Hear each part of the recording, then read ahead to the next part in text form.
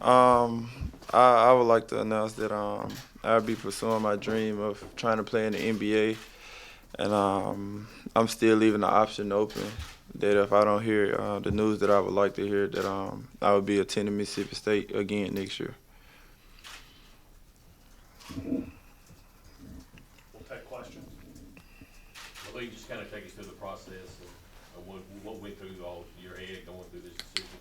I mean, I sat down with my family and we talked about it, and I mean, we think that we'll have a really good chance of making my dreams come true. And with the development that Coach Highland helped me with throughout the season as becoming a point guard, I think it really helped me. Malik, what's the moment like, as you said, in your dream to always play at the next level? What's it like to get that much closer to it, I guess? I mean, it's exciting. It's very exciting. It's like you said, it's right here. So I just have to put in all the time and hard work to make the dreams happen.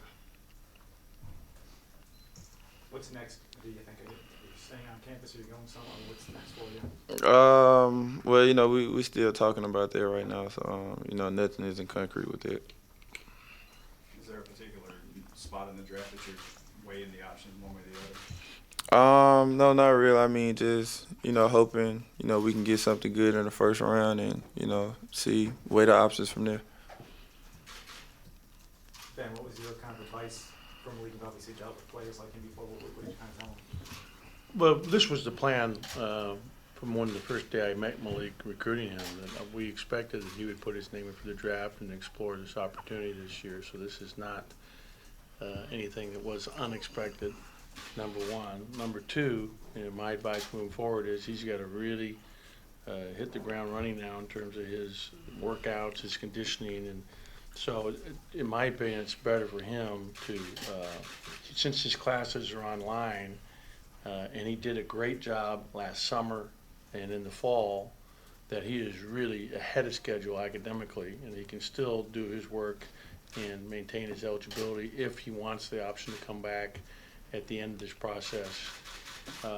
And so I think it's better for him to leave and to go to a situation where they're going to have to pay for a workout situation to get ready and prepare for the draft. That means working out twice a day,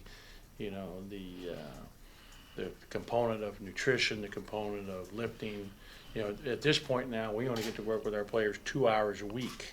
He needs 4 hours a day to fulfill the opportunity to do his very best. And so I'm excited for him because I think it's going to be a great challenge, and I think he'll really do well. I think he's going to compete well, and I think the things that he's learned this year, making the jump from high school to college, is going to really serve him well. And I'm excited for him. I think it's going to be a great opportunity. And now, the new rules are that, so you guys have understanding, he can work out for every NBA team, and the NBA team can pay for that.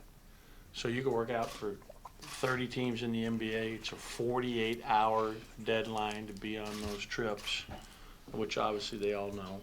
And then you also have the thing in Chicago, which is the 15th. I think it's the 12th through the 15th. So 10 days after Chicago, which is the combine, where 70 players are invited to go, he'll have 10 days. He'll have May 25th to make the decision to leave his name in or still coming back out. Because it's my understanding of meeting with Horatio and Malik this morning, they are not going to hire an agent, which is the key factor in keeping the receipts for everything and showing everything that they've done financially to leaving that option open. And I've had players that have gone through it and come back, and players have gone through it and gone forward. So it happens both ways, and this is a lifelong dream for him to realize the opportunity to play in the NBA, and we're excited for him. Coach, he mentioned development under your direction. Where do you feel like he's made the most gains this year at Mississippi State?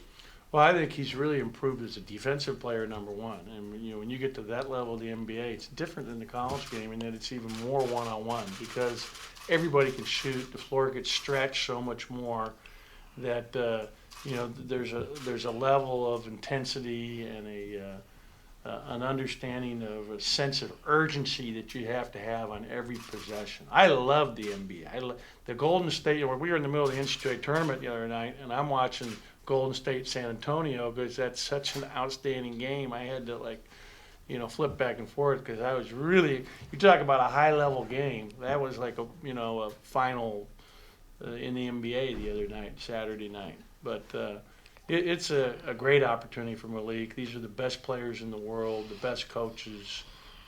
This is going to be a fun but grueling, challenging opportunity for him. I think he's improved as a defender. I think he's improved as a ball handler. I think he's improved his body. I think he has, but the biggest thing, I think that he has a much better mentality now of just how competitive it's going to be as he goes through this process, because everybody is competing for a very limited number of jobs, and it's a dog-eat-dog deal. Malik, I know injuries early in the season, then again toward the end of it. Do you feel like with all that, you maybe haven't been able to showcase everything you have just yet, and maybe you got more to show going into this process? Yeah, I do believe that because, like you said, I think the injuries was a kind of a setback throughout the season. So, with my body being healthy and me being 100%, I think I'll be a totally different player. Ben, is this new NBA draft rule, is this good for all parties involved? I think it's good for the players because one of the things that's good about it, it really takes the college coaches out of it now. I mean, now that's the goal, is that now when these kids go to Chicago, they're going to get feedback from the NBA saying, okay, we've talked to all the GMs, we've talked to all the scouts. This is where we project, although it's not guaranteed, this is where we project that you would fall in the draft.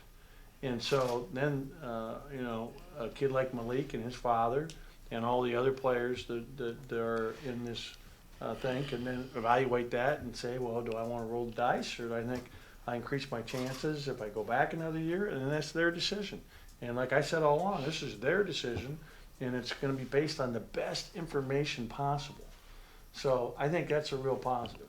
I think the NBA is really trying to do a good thing here for players coming out of college so that we have less kids making mistakes, wishing that they'd still stayed in. And you saw kids even out of this conference last year. And there's a kid at Arkansas that, probably should have come back. I mean, there's a kid out of LSU that probably should have come back that didn't. And it cost them maybe, great opportunities. So I think it's good. I think it's a positive. Like, when did you maybe come to this decision that, you were going to, test the NBA waters? We just been thinking about it for a while now. And, we just figured that that'd probably be one of the better choices, to go ahead and try to pursue my dream. And I think today, maybe even yesterday, it was kind of, set in stone that we was going to try it. Is it as simple as if you're not a first-round pick that you're coming back, or is there obviously more that you have to take into account with your draft grade, where they're putting you, things like that?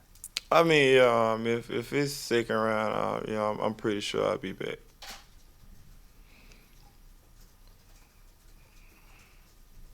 Any more questions? Okay. Thank you. Can Oh, go ahead. Have you had a decision on Q testing the waters yet, or has that been talked about? No. I met with Q today. I think Q is good. I think Q's back. I just met with him a little earlier, so we did not discuss that he would be testing the waters this year. Although I do think that, like Malik, his future to be a potential NBA player is a reality, and that I'm excited for him. And that's the kind of players we want. If Malik did come back and we hit him Q back next year, we'd have an unbelievable nucleus of two of the best guards returning in the league a year from now, which selfishly I'd be excited about. But, we want. I think this is going to be a great process, and I think Malik's going to really grow from this. So either way, he's going to come out ahead. If he did end up coming back, I think he's going to grow from this process to where it really help him a year from now here, and if it works out the way, it's going to help him in terms of getting ready for the next level and for his dream. Ben, Malik, how about this one?